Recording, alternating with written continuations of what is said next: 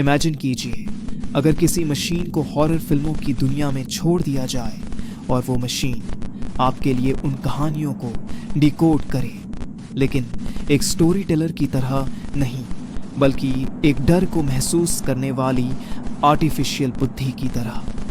आप देख रहे हैं रिव्यू बाय एआई, एक नई हॉरर रिव्यूइंग सीरीज जहां इंसान नहीं, एक सोचने वाला आर्टिफिशियल इंटेलिजेंस आपके लिए डर, दर्द और डरावने सच को एनालाइज करता है। इस सीरीज में हम लाते हैं हॉरर फिल्म्स की पूरी कहानी, उनके रहस्य और उनके पीछे छुपे साइकोलॉजिकल और सुपरनैचुरल एलिमेंट्स को एक चिलिंग कहानी के रूप में। और आज हमने एक नई फिल्म को इस एआई के हवाले किया, The Autopsy of Jane Doe, 2016। और जो कुछ एआई ने देखा वो सिर्फ लाश की कहानी नहीं थी, वो एक ऐसी सच्चाई थी जो किसी जिंदा इंसान को सहनी पड़ी होती तो शायद वो मर चुका होता।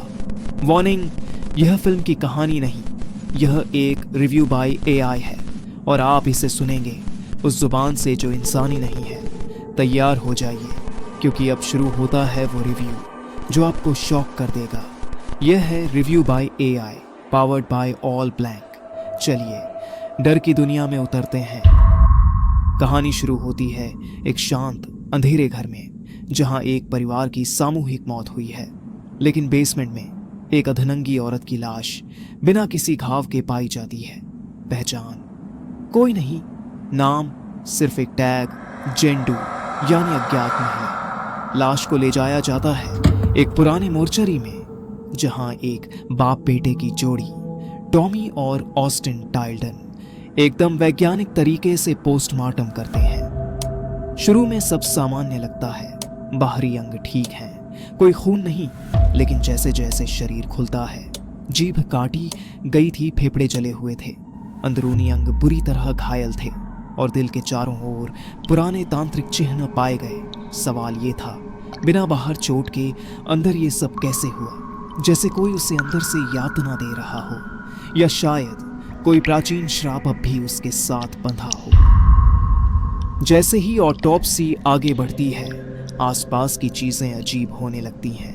रेडियो अपने आप चालू होता है, शवगृह के सारे दरवाजे बंद हो जाते हैं, दूसरे शव अपने आप गायब होने लगते हैं और घंटी की आवाज आती है जो किसी और शव के पैर में बंधी थी। कमरे का तापमान गिरता है और तभी मिलता है जेन के शरीर में छिपा एक कागज, जिसमें लेविटिक्स अध्याय 20 पद 27 लिखा है, एक औरत जो तंत्र करती है उसे पत्थर मारकर मार देना चाहिए। इस फिल्म में जंप स्केयर्स नहीं, बल्कि स्लो बर्निंग ड्रेड है। जेन की डेड बॉडी एक मेटाफोर है, एक ऐसी औरत का प्रतीक जिसे गलत समझा गया और उस पर अमानवीय अत्याचार किए गए। लेकिन सवाल यह भी है, क्या वो वाकई निर्दोष थी, या वो सच में कोई प्राचीन जादूगरनी थी जो अब भी जिंदा आत्मा के रूप में शरीर में बसी हुई थी? ये फिल्म दोहरी डर की परतें खोलती है, एक वो जो दिखता है और एक जो भीतर उतरता है। ये है ड्यूअल हॉरर, जहां डर शरीर से नहीं आत्मा से चिपकता है। फिल्म के आखिरी सीन में टॉमी अपनी आखिरी सांस लेता है ताकि जेन डो की आत्मा को शांति मिल सके। जब एम्बुलेंस उसकी लाश लेकर जा रही होती है, तभी जेन डो के पैर में बंधी छोटी सी घंटी अपने आप हिलने लगती है, यानी कहानी अभी खत्म नहीं हुई। ये था रिव्यू बाय एआई का पहला अध्याय, और ये रिव्यू सिर्फ एक फिल्म नहीं, एक सच्ची आत्मा का पोस्टमार्टम था। अगर आप भी ऐसी ही ऑनेस्ट हॉरर कहानियां सुनना चाहते हैं तो चैनल ऑल ब्लैंक को सब्सक्राइब कीजिए। और अगले हफ्ते हम लाएंगे एक ऐसी फिल्म जहां मुस्कुराहट मौत की निशानी बन जाती है। मिलते हैं एक नई मूवी के साथ अगले रिव्यू में।